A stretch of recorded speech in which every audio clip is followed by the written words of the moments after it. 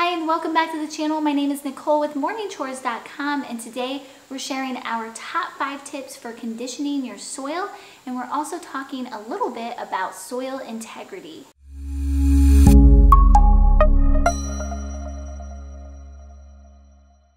I thought this would be a great topic to discuss this time of year because we're headed into fall, and this is usually a good time to add some extra nutrition to your garden soil or your flower beds so that it can sit during the winter months and be ready to go next spring.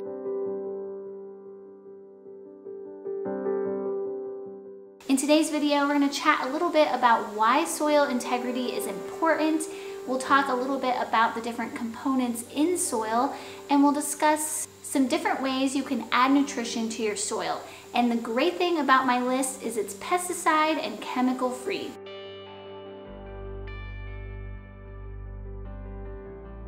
So first, let's chat a little bit about why soil is so important. I look at soil as one of the building blocks for successful plants. In order to grow successful plants, you need sunshine, water, and of course soil. And soil is often overlooked, but it's very, very important because your plants, your fruits, your vegetables, they absorb most of their vitamins and minerals directly from the soil. So if your soil is depleted in these items, then your plants will suffer, especially your produce.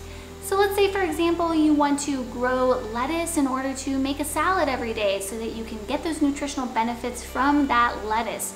Well, if your soil is depleted, then your lettuce is not going to have as many vitamins and minerals, which will directly affect you eating and consuming those lettuce greens. So it's important to pay attention to your soil, add some nutrients here and there so that you can ensure that your plants have the best chance for success. Now, if you really want to get super scientific on this, you can get your soil tested. You can usually order tests online and send them in, or you can do this through your soil and water department or agriculture department through your county.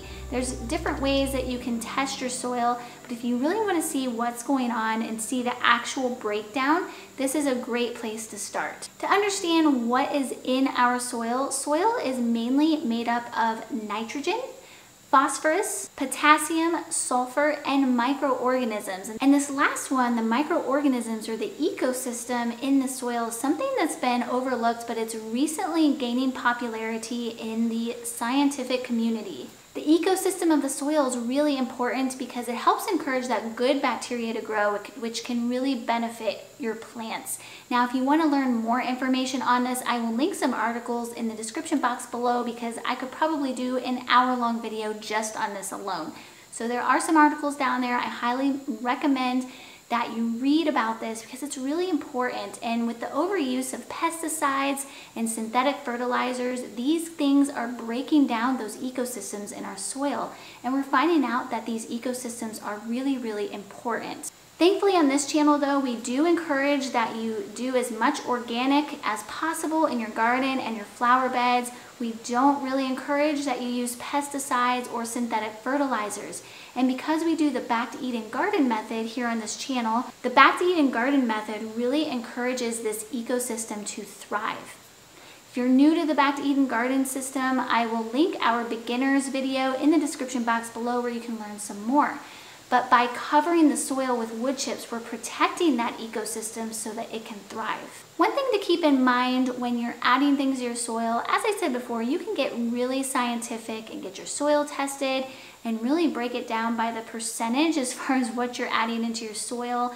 I personally don't really do that. I add a few things to my soil every year, and I see the benefit by the cause and effect of adding these things and then seeing the results in my plants, that I kind of just go by that. So it's really up to you. It's a personality preference. I know some people are very scientific and they like crunching the numbers. So if that's your thing, then I say go for it. Now that we've discussed a little bit about soil and why it's so important, let's go ahead and get into our top 5 tips on how to condition your soil.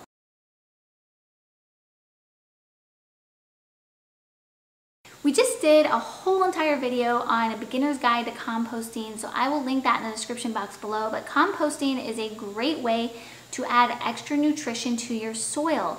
by using your kitchen scraps, your veggie and your fruit scraps, which already have vitamins and minerals in them, and then putting those in your compost bin, and then that breaks down to this nice, rich, dense soil. And then you add that into your garden, your plants are going to directly benefit from that. So it's a really easy way to condition your soil, add some extra nutrition. And like I said, I have a whole video on how to implement that. And what I love about composting is you can pretty much do it anywhere, whether you live in an apartment and you have a balcony garden, or you live in the country on 50 acres. So no matter your situation, you can usually find a way to compost.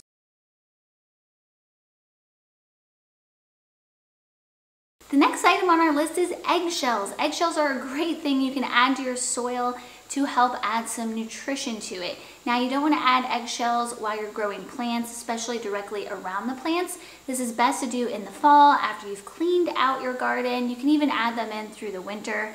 But usually when it comes to springtime and I start planting, I stop adding them to the soil, just because I've read different things about it causing issues and I've just never taken the chance. Eggshells are roughly made up of 40% calcium, but they also have small amounts of strontium, fluoride, magnesium, and selenium. If you eat a lot of eggs, or let's say you have chickens and you're just going through a lot of eggs, what I like to do is just crumble up those eggshells and then sprinkle them throughout the garden.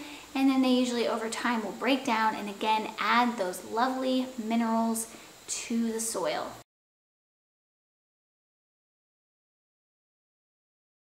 The third way to condition your soil that I'd like to share with you is adding wood ash to your soil.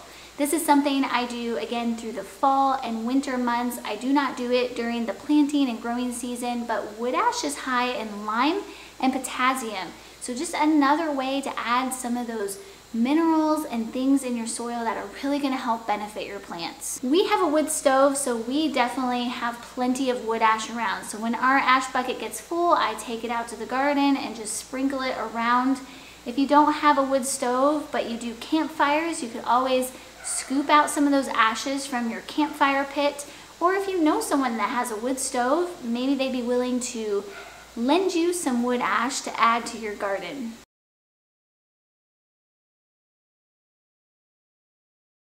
Another way to add nutrition to your soil is chicken manure. If you have chickens, this is one of the great benefits to having them, because as you clean out the coop, all of that bedding is full of chicken manure. So I have a pile going off to the side of my yard in the tall grass where I just dump it for now. And this fall, after we clean out the garden, I plan on putting a layer of that old chicken bedding and manure down on my garden before I put the wood chips on top. I did this last year before we had chickens. I asked if I could clean out a friend's chicken coop and have the manure, and she said go for it. She was actually pregnant at the time, so she wasn't really able to get in there and clean it out. So it was a win-win for both of us. She got a clean chicken coop and I got chicken manure, so it really worked out great. And I added this to my garden last fall, and I really saw the benefits of it this year. So if you don't have chickens, find someone who does and ask them if they'd be willing to let you have some of their chicken manure, because this really does wonders for the garden. I've also heard that horse manure, goat manure, as well as rabbit manure does wonders for the garden as well. So it doesn't necessarily have to be chickens.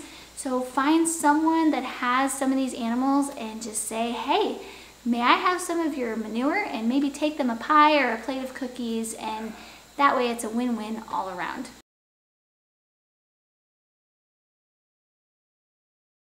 And the last suggestion I have is just buying organic soil and adding that to your garden. So if none of the options above are really workable for you, I know everyone's in different living situations and circumstances, so hey, if you can't find chicken manure, it's okay, or the eggshells. If you can't really do that, or compost, I completely understand. What you could do is buy some high quality organic soil. You can even buy organic compost. I've seen it in bags. I've seen it at landscaping companies. You can have this brought in if you have a huge garden, or if you just have a few flower beds, just buy some bags from the store and add this to your soil in the fall and allow it to sit over the winter so it's ready to go in the spring. You still have to be really mindful about what type of soil you purchase from a store or a landscaping company, whether it comes in a bag or you get it by the truckload, because a lot of commercial soils that you buy are full of synthetic ingredients, fertilizers, pesticides. So you really need to pay attention to the labels, make sure that you're purchasing organic soil, organic composted soil, or organic compost. So just keep in mind, be very conscientious of what kind of soil you're buying if you do choose to purchase soil. When we put in our garden, we ordered soil from a landscaping company, and it was organic composted soil, and they had a list of everything that went into that soil. So they were very conscientious of what they were putting in their soil, and then, you know, giving that information to their customers so that, you know, the customer could make a educated decision. I hope this video was helpful and gave you some ideas and insights on how to add nutrition to your soil. This is the time of year to do it, so maybe pick one item that I shared with you today and see if you can add it to your garden this fall and try it out and just see how it affects your plants next spring. You can also head over to morningchores.com where you'll find all kinds of information on homesteading, gardening, DIY, and much, much more. Hope you all have a wonderful week, and we'll see you next time.